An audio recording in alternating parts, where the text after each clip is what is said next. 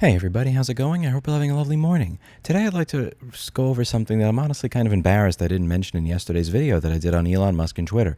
In yesterday's video, I was laughing at the fact that just a few months ago, Elon Musk was kind of laughing online about how useless these ex-employees were as he cut and cleaved away about 75% of the company after buying the company. That I had no problem with. Feel free, after purchasing a company, to trim the fat in any way that you see fit. I believe in at-will employment, and I do not believe that you are entitled to a job at a company if the owner of that company no longer wants you to be employed. What I do have a problem with is when he tries to stop those people from going to work somewhere else so that they may make money for themselves and their families. If you want somebody to not work at another company, you can hire them to work at yours and you can pay them a rate and give them the working conditions that are satisfactory to them. Otherwise, you can screw off and stop complaining. However, this is completely irrelevant to the point which I completely missed in yesterday's video, and my boss brought up with me at lunch yesterday. I work for somebody who was one of the seed investors in WhatsApp. He also provided some code to it. He was the creator of Yahoo Games. He was an early investor in Tesla and many other companies, and he's also a very competent programmer.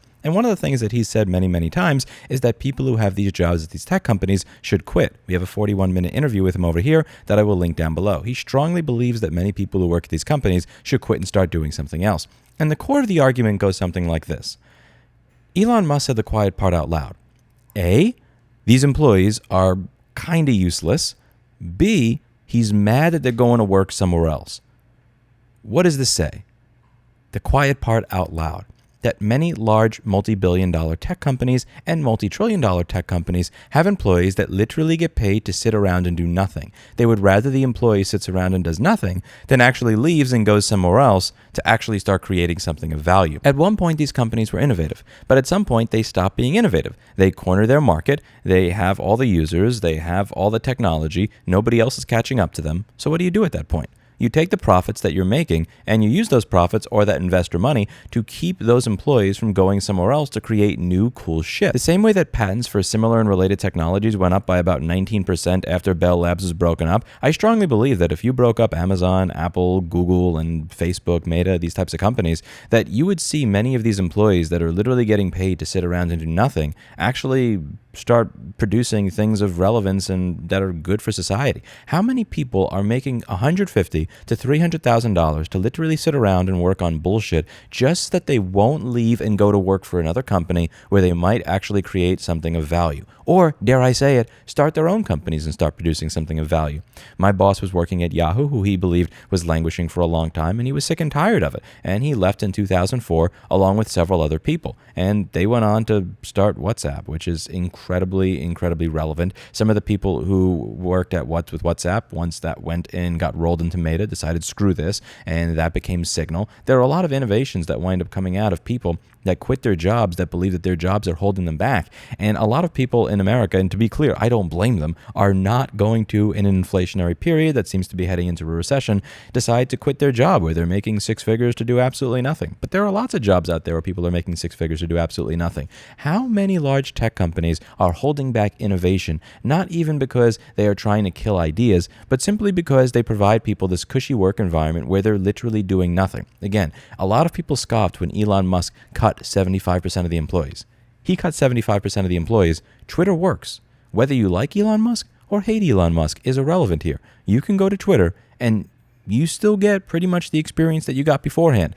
Sans some of the censorship that you had beforehand. The website still functions and works even though he got rid of 75% of the staff. What does that tell you?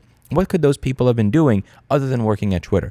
Those people could have been doing anything else at any other company. When he says, they have stolen secrets and this, that, and the other, when he's afraid that these employees may go work for his competitor while simultaneously saying that they're useless, what he's saying is that there's nothing more that they have to contribute here.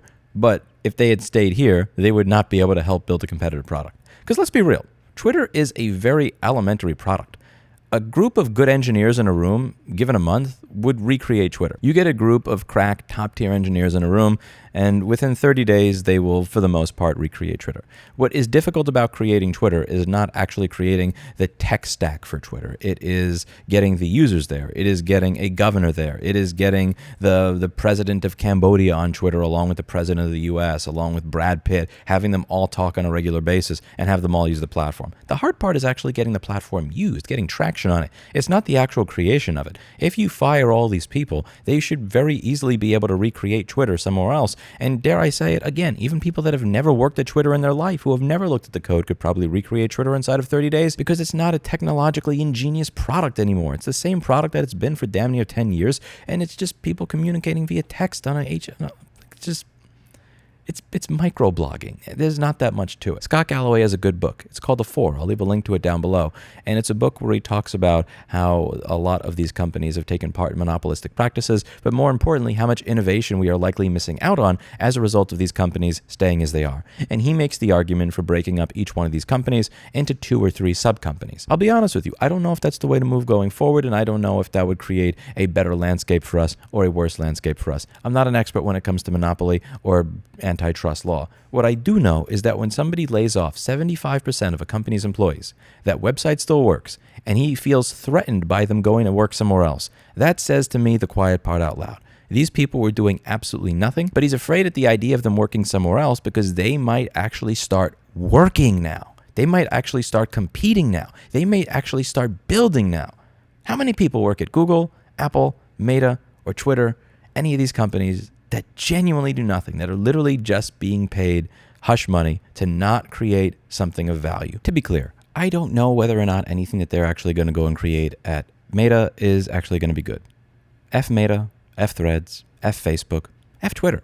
I don't use social media unless it pays me. And frankly, I'm not going to use social media that is based on using an algorithm to make me as mad as humanly possible by shoving random crap in my face as often as they can to see what the reaction is. Make no mistake, Meta did psychological experiments on their users back in 2014 to 2015. They literally rearranged people's feed and then tried to see if by rearranging their feed, have really sad stuff first, if that made their content worse. I am not going to use any product that has ever been pushed by a company that has done psychological experiments on its users without their consent. Screw Mark Zuckerberg. I think he is a complete and utter piece of human trash, and I will never use his products. That's beside the point. What if these employees don't just go to work at Facebook? What if they go to work on their own stuff? What if they start building their own things? What if they build their own company that makes sense and does something that's really amazing and great for society outside of just sitting at Twitter? How many of these employees could be creating amazing crap that we could be using every single day? But above all, how many of these employees could have been doing that 5 or 8 years ago if they weren't being imprisoned by these companies with these golden handcuffs of 6-figure salaries to do nothing for a business that really doesn't need them anymore? I think my boss actually has a point. I think he's right. I'll link to this interview as well down below. Let me know what you think in the comments down below. That's it for today. And as always, I hope you learned something. This over here is Blackberry the cat. She's incredibly cute. Look at how adorable this little kitten is. Isn't she adorable? All right. See you in the next one.